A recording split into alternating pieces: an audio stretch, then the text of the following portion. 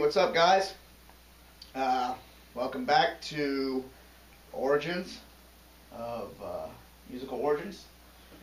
And I guess I'll bring TW in here and we'll go ahead and get started with part 2.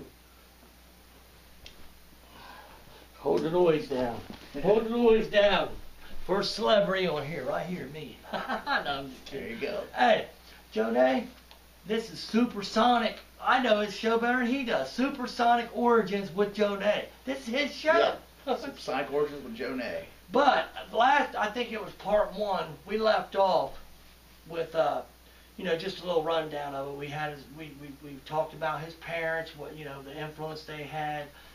He might have to go back and retouch on a little bit of maybe a story or so of teenage years or whatever. But I think we was at 25. He was 25 years old when we left off the last one, and that was if I remember right, we were like maybe one of your first apartments. You was telling a story about how the police come up there and with your kick-ass stereo and everything. So at that point, this is my question, had you had a kid at that point? Your first? Yeah. I have. I had a child by then. He's a little bit older now, but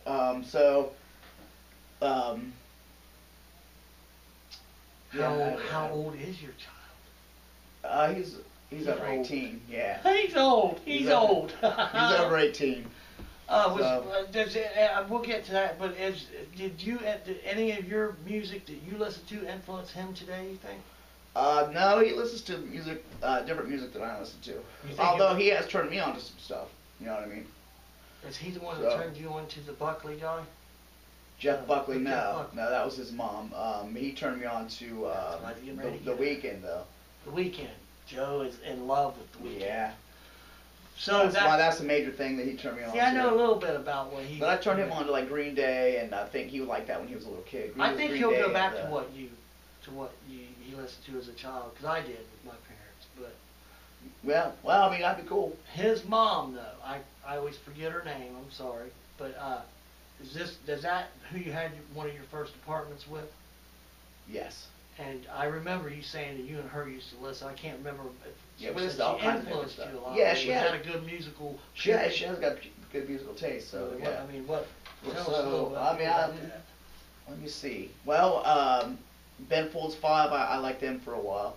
I still do to this day. I do like them because I heard them. They were a pretty good show. I went and saw them in Columbus at a club called the Newport Music Center. So I know one of your big bands is Tool. Who that was a different girl. That was another. Well, I'm still friends with the girl today, but you know what I mean. I had I dated her, and then we're still friends today. But anyways, yeah.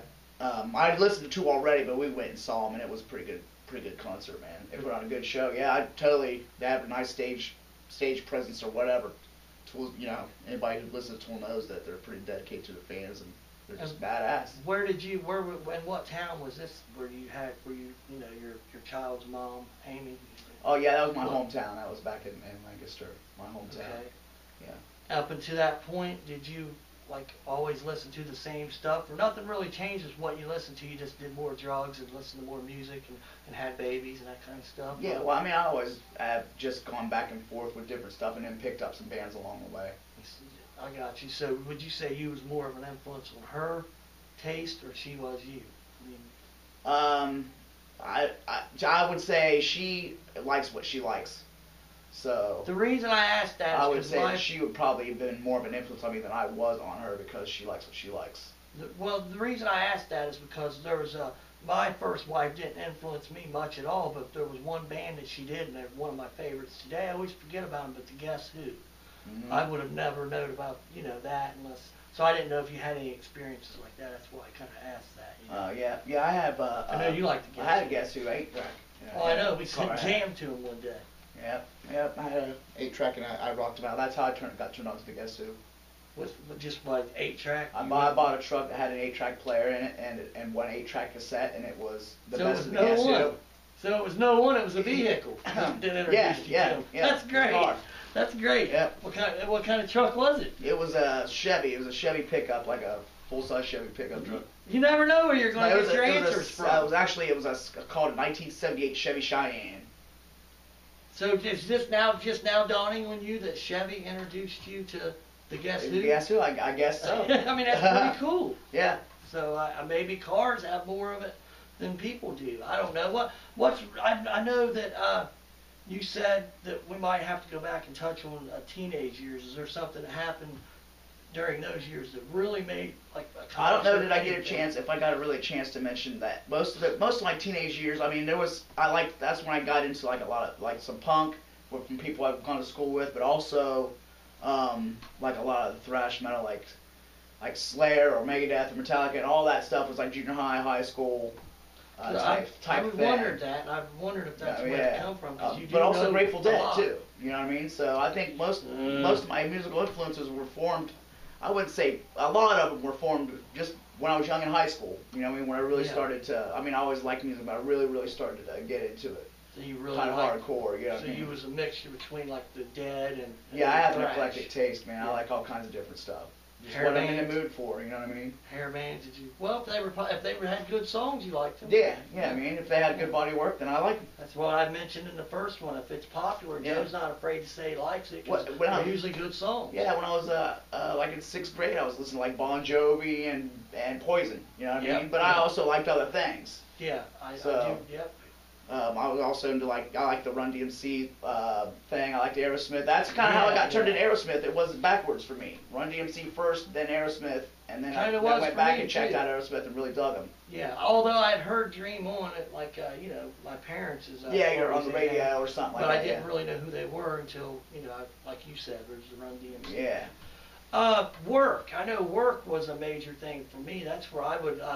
I know a lot about country music, and I don't necessarily like it, but I know a lot about it from where I worked. Is there any people that you met at work, at your jobs?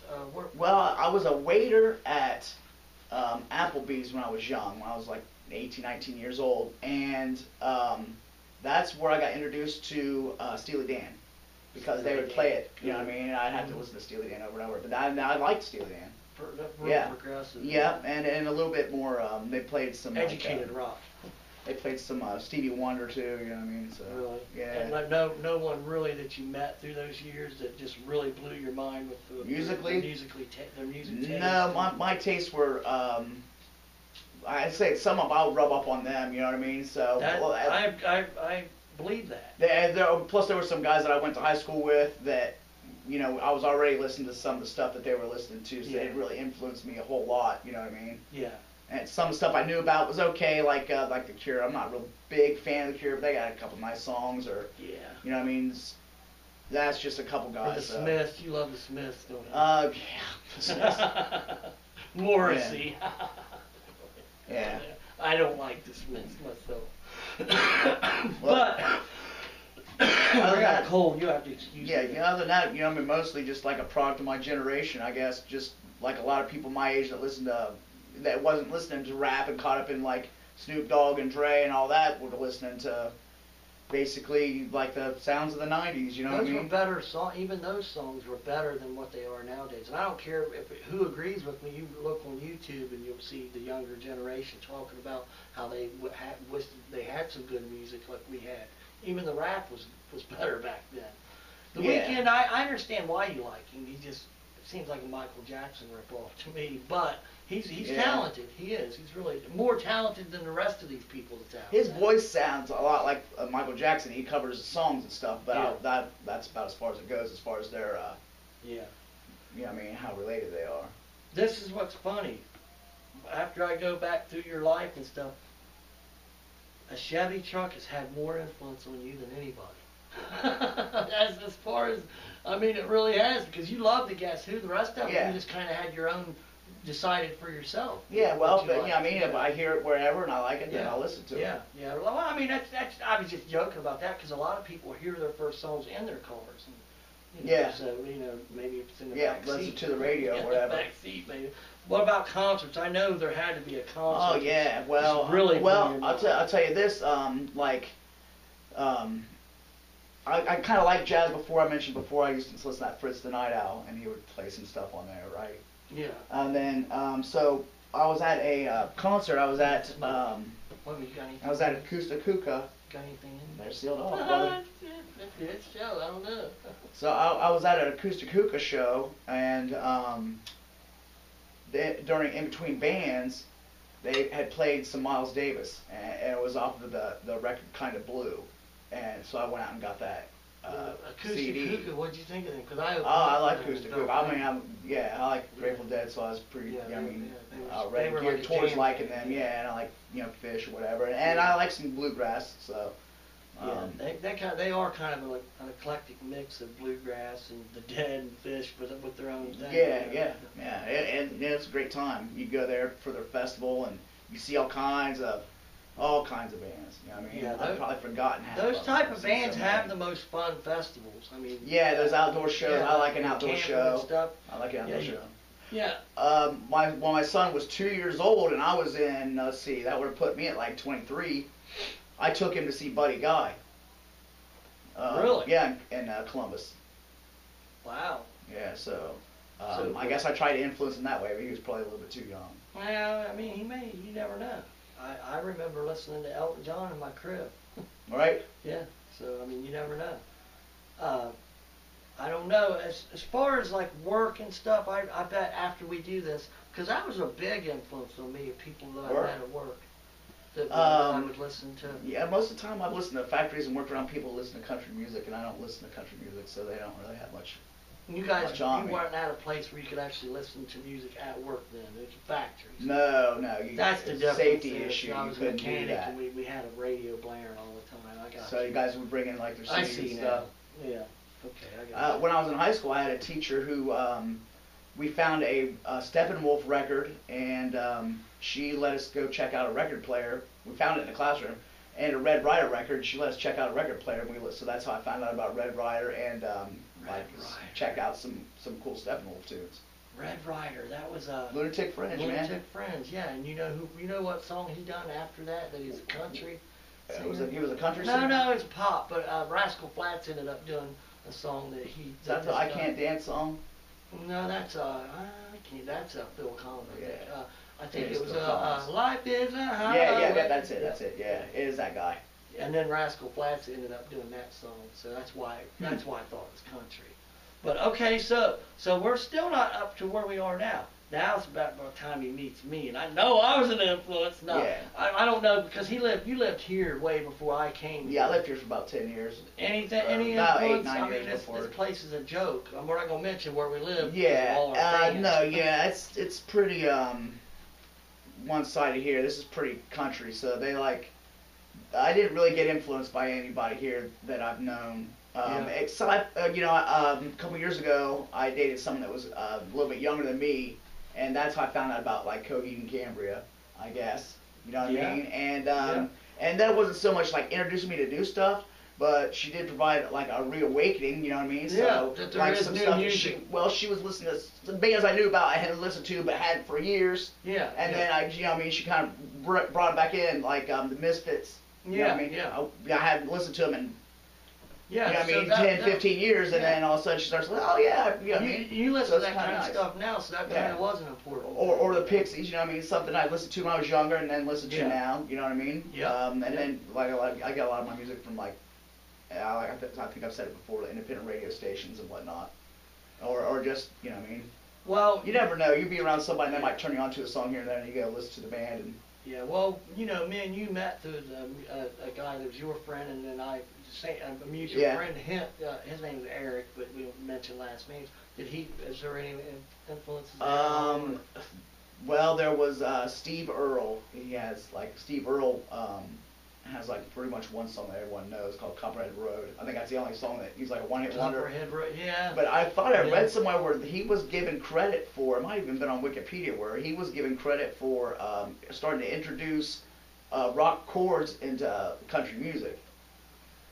And if you look at the country music today, it's got a heavier rock influence, and it's not pure country bluegrass like it was back. Country music today is more like classic rock with a catchphrase. Yeah, right. All the songs have for the most part. Every once in a while they go crazy and talk about fucking a tractor or something. Okay, and then I guess it's up to the point of you met me, and I'm just going to say this in seriousness, so not joking. You've had a big influence on my taste in music, so I mean.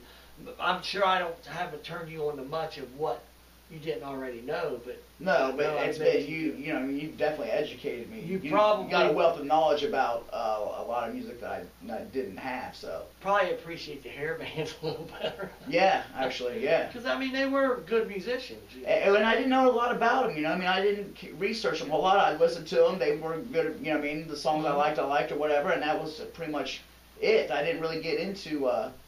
I liked them, but they weren't as much of a hero, I think, for me as they have been for you. Hours and hours of documentaries we've watched. Oh, yeah.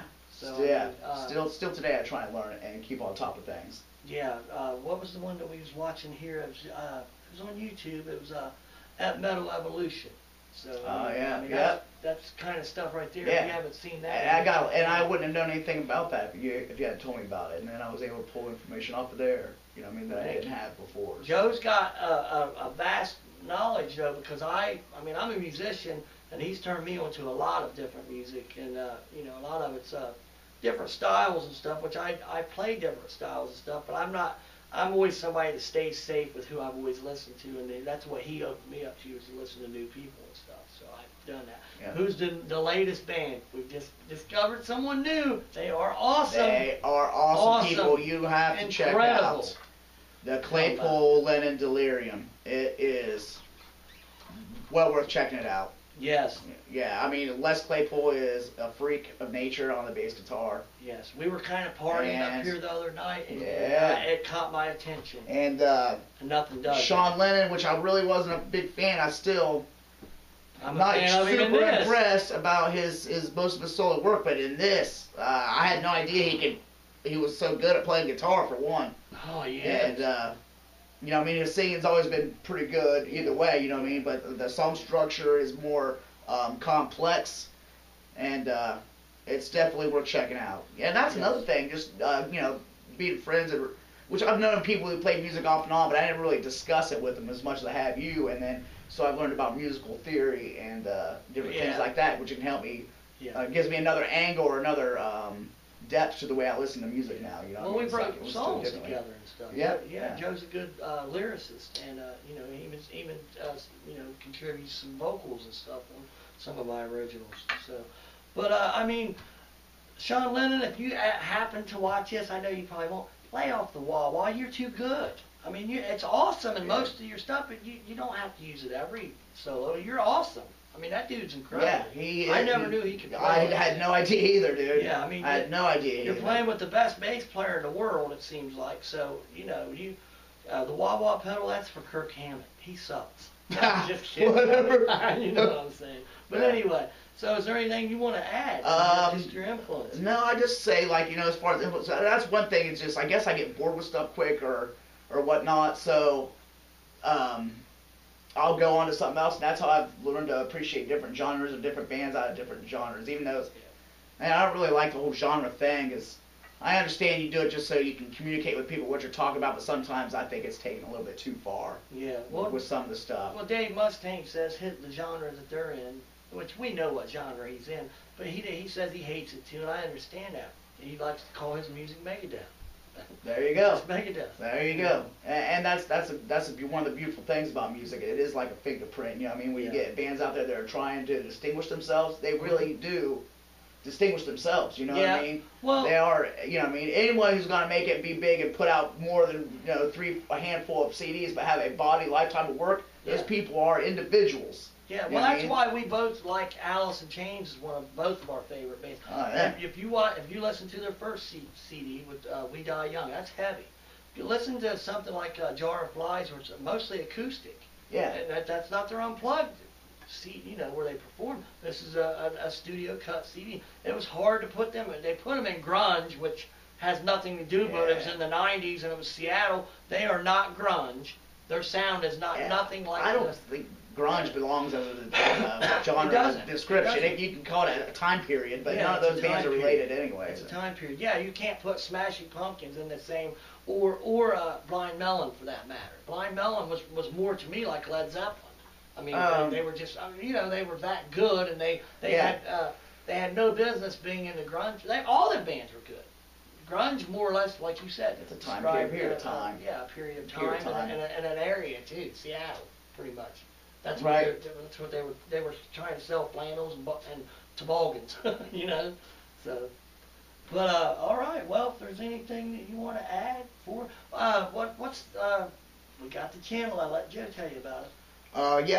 Check out our YouTube channel. It's T&J Rock-n-Metal Talk, hence the poster.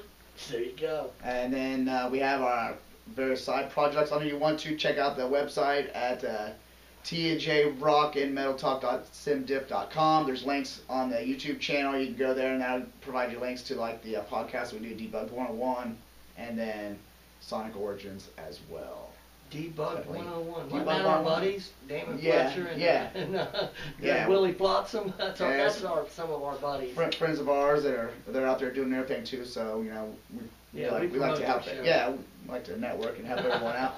So, alrighty, that's Joe. That's it. Yeah. Thanks a lot. Thank you guys. I appreciate it. All about Joe Nae now. There you go. I felt naked. Tune in next time for what is it? Sonic Origins.